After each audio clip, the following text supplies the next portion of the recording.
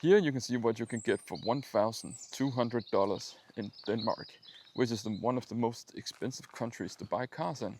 This car is a 2008 Skoda Fabia, 1.2 liter. As you can see, this car is a piece of shit, but it works though. Everything works. The doors can open, which is nice. It does make a squeaky sound here.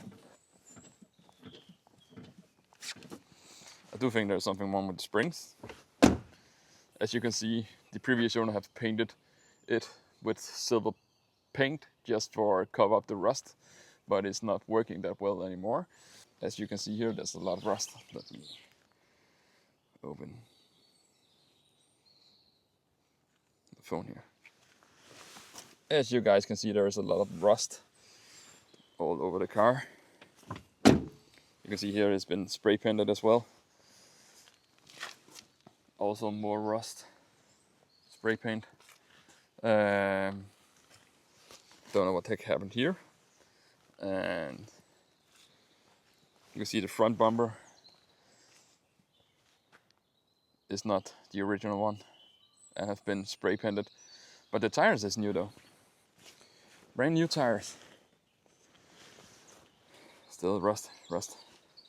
This tow hinge is just for bicycling. As you can see here, it's max 50 kilograms. So you can't tow shit with it.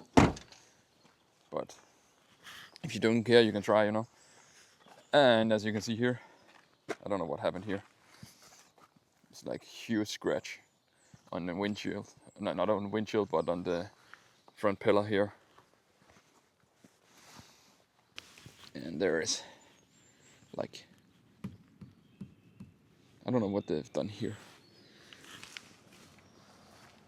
I actually had this car for like since start of the winter, but it hasn't been allowed to drive in it because in Denmark, if you don't have winter tires on, you cannot drive it. But I do have another car with winter tires, so I use that instead. So this one has just been sitting, but it started up perfectly. Let's go check the cabin.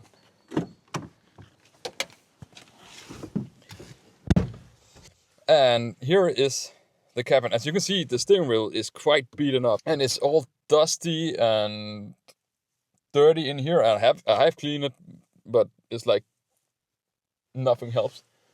The roof lining is dirty. As you can see here, this looks like somebody has been killed in this car. I don't know what this is.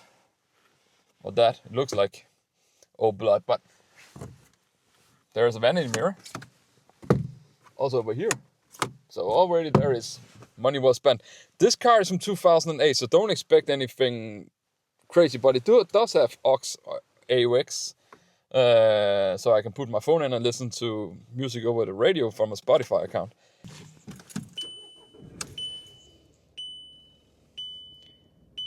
Kinda. The electric windows work. So let's not complain about that. It also works on the other side. It has double glove box, so already there is money well spent. It even has like a secret storage down here. And cup holders. One cup holder in the back. Let's check the engine room, or engine bay, or whatever. Just release this down here.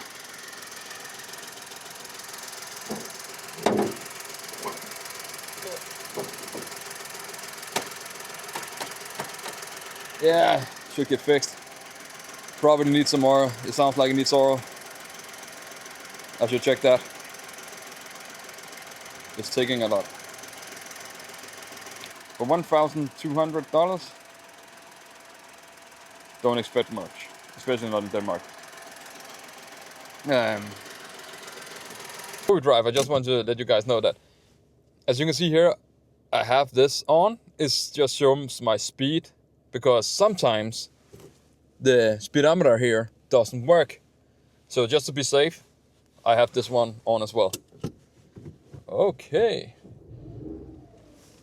Let's see here. I'm in the forest right now, but do you really need like see, we do some off-roading here.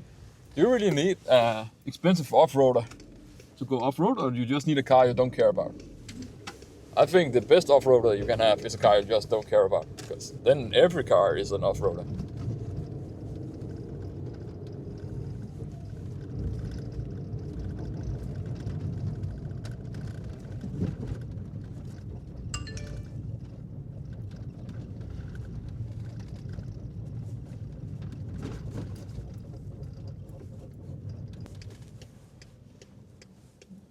This car is slow as fuck, so I just need to make sure there's enough space for me to get out without having to drive out in front of anybody. Otherwise, it's gonna take me forever. This is me sending it. It's being sent. I'm flooring it. I think it has like 60 horsepower or something like that. Should probably be in the used car dealership or scrap yard.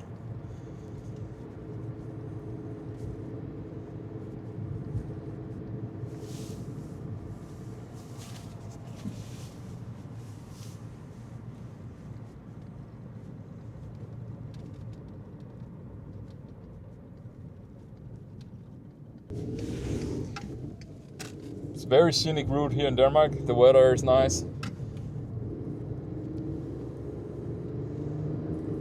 Even though this speedometer doesn't work, the car still drives very nicely. I mean, for a $1,200 car, there's nothing much you can expect from it, isn't it?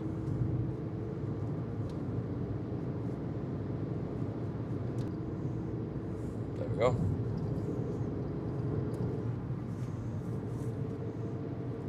So you know spring and summer is coming when those guys are traveling the road now.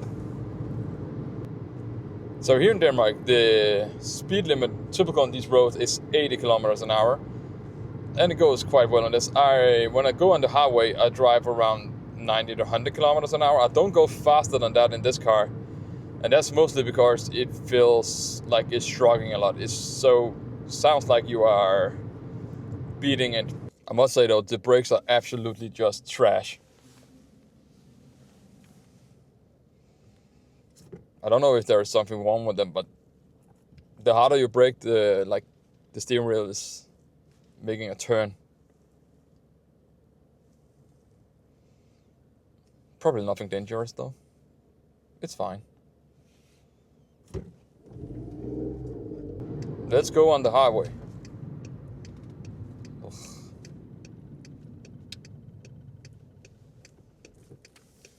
This one is gonna take forever.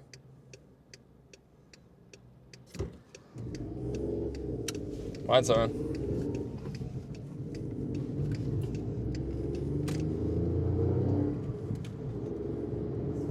It's slow as fuck.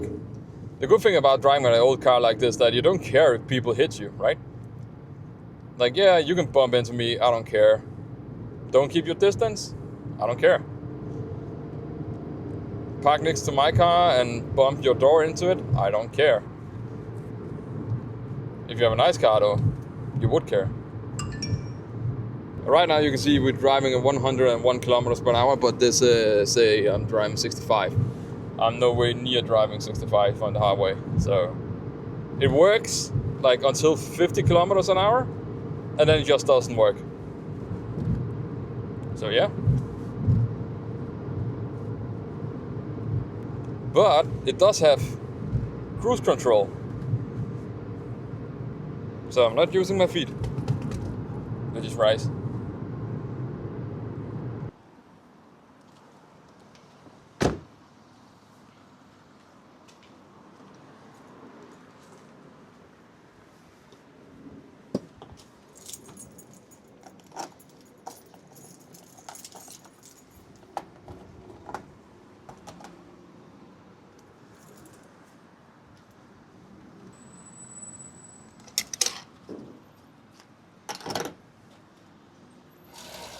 Oh, there we go. Nothing more, nothing less.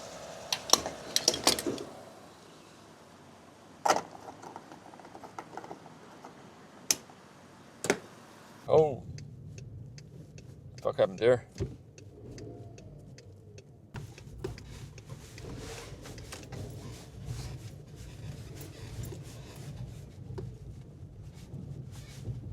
Damn. That car looks trashed.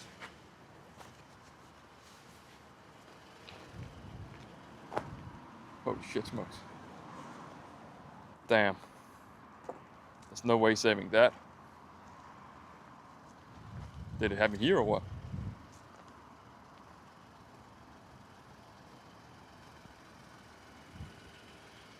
Well, here you have it. This is my use and abuse speeder. Let me know if you guys want to see me do a review of a $10,000 car here in Denmark to see what you can get compared to what country you live in. Please like and subscribe, it's free, and stay tuned for a new video. Bye.